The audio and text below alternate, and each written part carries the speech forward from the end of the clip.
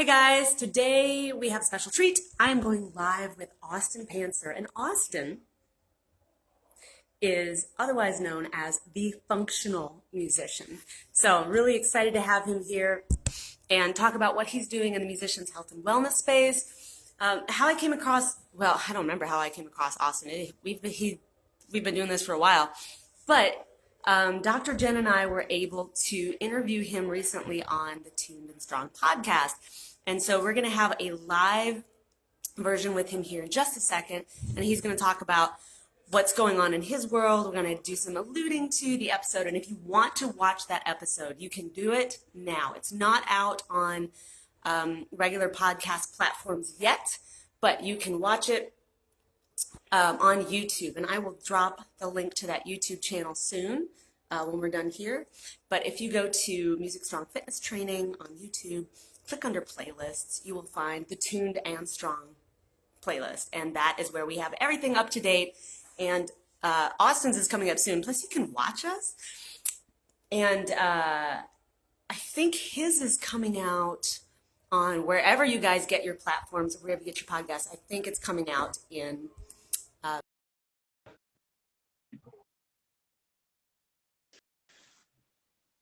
Austin. Hey Angela, how's it going? It's been kind of a day. How's it going for you? It's going good. It's been a day for me too, but it's nice to connect and it's nice to have another conversation. For sure, for sure. You've been everywhere lately. You've been on Heidi's podcast and Rusty, and you've just been all over the place. Give us an update on what you've been doing and who you are for anybody who doesn't know. Yeah, so for anybody who's new, I'm Austin Pancner and I'm the CEO and founder of The Functional Musician, where I help musicians live and perform without pain. And the summer's been, the last 3 months have just been a little crazy with all the stuff that's going on. And I've actually been I've been balancing two certifications. I've been balancing prepping for a season of orchestra music. I've been prepping for a doctoral oral exam, and I've also been serving my clients as well as balancing just like a regular life on top of that. So it's been a little bit, it's been a little bit crazy. I planned the last week of August as kind of like a recovery phase, but yeah, I've been talking to a lot of people. I presented at the International Trombone Festival back in July, and that was super, super fun. And that was before COVID started, really, really going on the incline, which I'm thankful I dodged that, or the International Trombone Festival dodged that. And then, I've been basically connecting with people and having conversations around musician health and wellness as we start to gear up for another year in our life. So the fall semester comes around, students and college students are going out and doing their thing. Professional musicians, some of them are starting to go back to work. So I think it's just really important to kind of front load these conversations just so people can start thinking about all of these things that we normally don't think about until things go wrong. Yeah, so I know I'm seeing a lot of that here in Nashville. Musicians are already going out on tours. The concerts and shows are back. They're being scheduled and they're happening. And I'm finding out that like most musicians they tend to fall into one of two camps. That one camp is people who have never stopped playing. They're still going. Maybe they took a rest back, last year, March, April, and they rested and they needed that.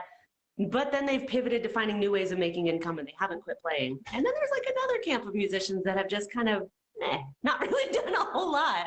And now they're back to playing and it's like, oh gosh, we're going like pedal to the metal right here, I mean, Yeah. are you seeing some of that as well? Yeah, for sure, for sure. And I'm definitely seeing like a lot of people.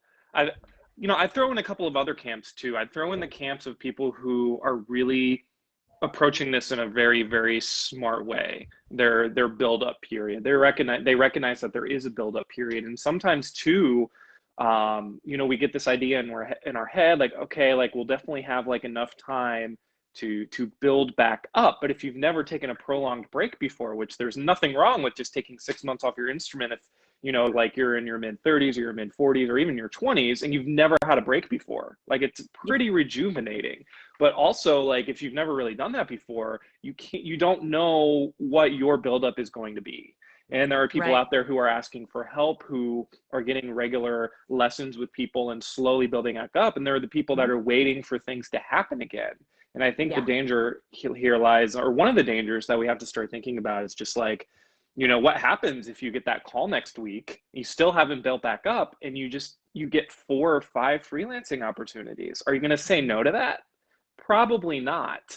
But No. 4 to 5 freelancing opportunities in like a single week, that's a huge load on the body, especially for a body that's just not prepared to play in those long Mhm. periods of time, and better than anybody else too. It's like, all it takes is 1 week of overloading your body and continuing that path. And if you don't have ample time for recovery, and you've already gone past a certain point, it's going to be very, very hard. It's going to feel like a marathon you're trying to sprint as you continue down this next year of freelancing. So I would Yeah. definitely agree with you there too. That yeah, there are those two camps, but there's also those people that are really actually approaching it smartly and being advocates, which I think is really, really important too. Very. Yeah, agreed. It's kind of like you don't cram for a marathon. You train long and hard, and like you build up, you gradually build up. And I am seeing a lot more people talking about not just taking breaks, but slowly building up your practice time, slowly incorporating. But it's also not just about playing gradually, but it's also how else are you taking care of your body? And I think this whole pandemic has been good for people to realize how important it is to take care of yourself, not just to avoid getting sick, but to keep your health up, to keep your mood up, and for all those things that are related to playing. At least I think Yeah. so. Oh man, Angela, nail on the head. Everything we do in our life is going to show up in our performance. And Yeah. if we do certain things, it's almost like cross training in a way. Like I was actually having a conversation with someone who trains Olympic athletes yesterday, and he was saying like I was talking about him what I do in musicians, and he threw this concept out of like it's almost like cross training.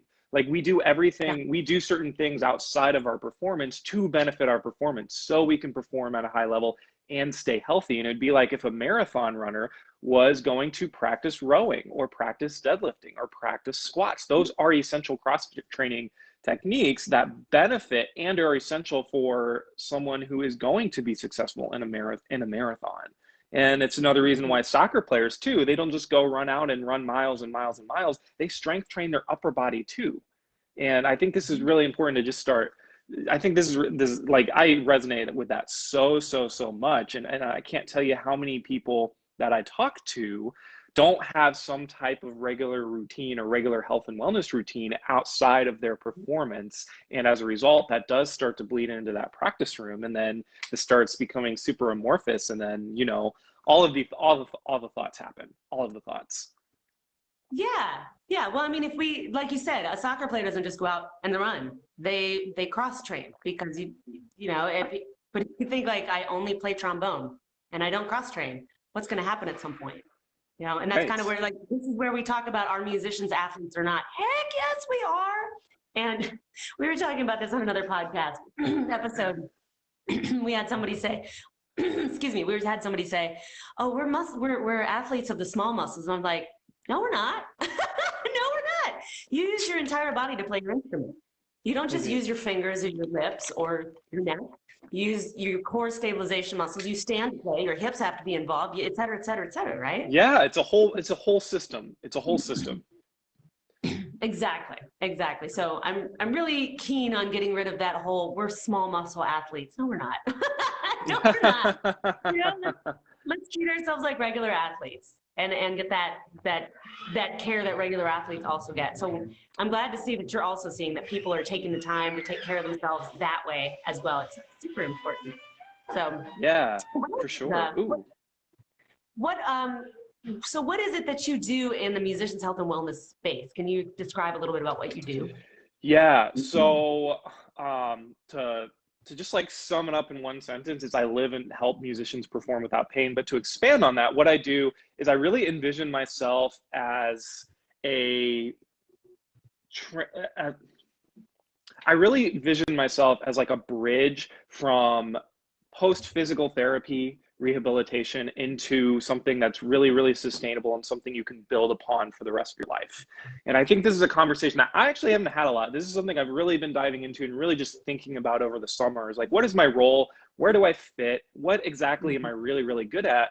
And something that is a regular occurrence is I'll hop on the phone with musicians and have a conversation about their experiences and their stories if they feel comfortable. And more often than not, nobody goes to physical therapy or massage therapy one time. It's a multiple occurrence thing. And I've also heard, I mean, granted, like with certain modalities and in any type of profession, you're going to have different perspectives, different levels of pedagogy and teaching. So I hear a vast range of people where like physical therapy was exactly what they needed. It helped them, but most of the time it was not enough.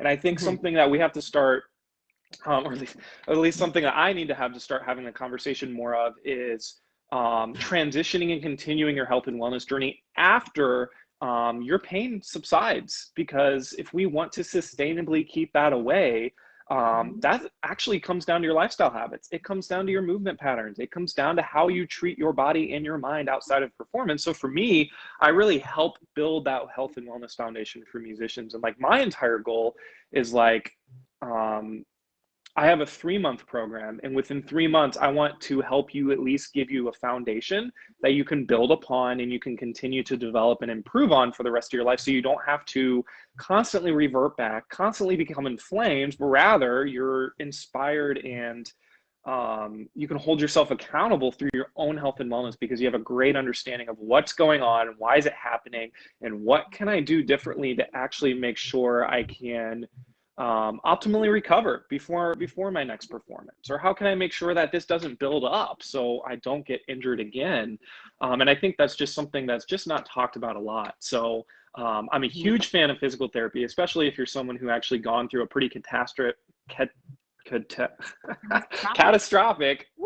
injury, where it's like something where you like you actually tear a muscle or you dislocate a joint or you break a bone. Like those are pretty serious. And if someone came to me like, Austin, like I broke my bones, I would be like, go to a medical doctor, like get checked out, have all of the scans, do all of the things, and then come back to me after your bout of physical therapy, and then we can go from there.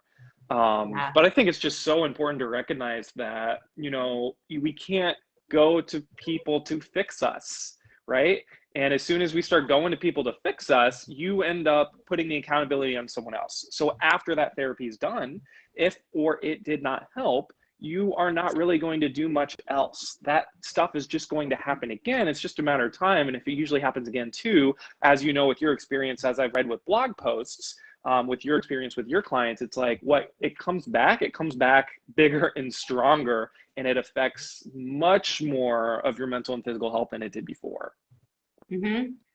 Absolutely, because that can mess with you, because now you're always wondering, am I going to be able to take this gig? Is something going to happen? And am I going to be able to play all the way through? And can I increase my playing time? Can I do a tour? Is it going to come back? That just sticks in your brain. You don't want that lingering forever.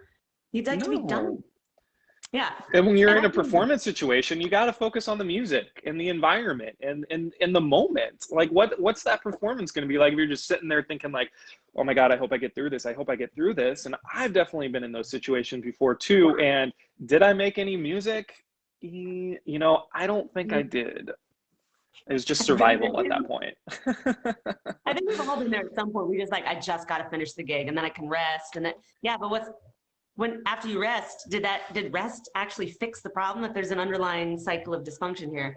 Probably not. Right. And I'm exactly with you when it comes to physical therapists. They do amazing things. And I think physical therapists and personal trainers work really well together. You know, the physical therapist is going to rehab that area and get that area strong. But as you've probably seen before, you've also seen that a lot of times musicians are in this, they're not at a great spot, then they get hurt, and then PT brings them back to where they were before, which, wouldn't you rather be farther along? So exactly. And some bouts of physical therapy too, like if you do have like a very specific injury, they'll often just try to empty, you know, the pain cup, so to speak, and get you to a point where you're desensitized, so you're not really experiencing those symptoms. But that doesn't necessarily mean your body has adapted to a new way of moving or a new way of living.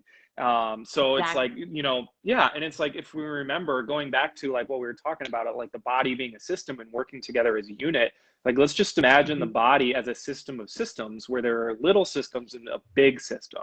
And if you're just working on the little system, if you just got new tires for your car, but your exhaust is blown out, you're out of oil, and your engine isn't running efficiency and your AC is blown out, that doesn't necessarily mean you fixed everything. It's a temporary Nope. solution where there are other things that you want to work upon and improve in order to like, play until you're like 60 or 70 or 80, or if you're Jay Friedman of the Chicago Symphony Orchestra, 90, like that's it's just like, Monster. yeah, he's a monster. It's crazy. And he still sounds like $1 million. Like, it's That's so absolutely cool. amazing. Yeah. You, Like, you want to be able to play as long as you want to, not as long as your body dictates it. exactly. You want to have that power. And if like you get to the age of 50 and you're like, you know what, I don't want to play in an orchestra anymore, like good for you.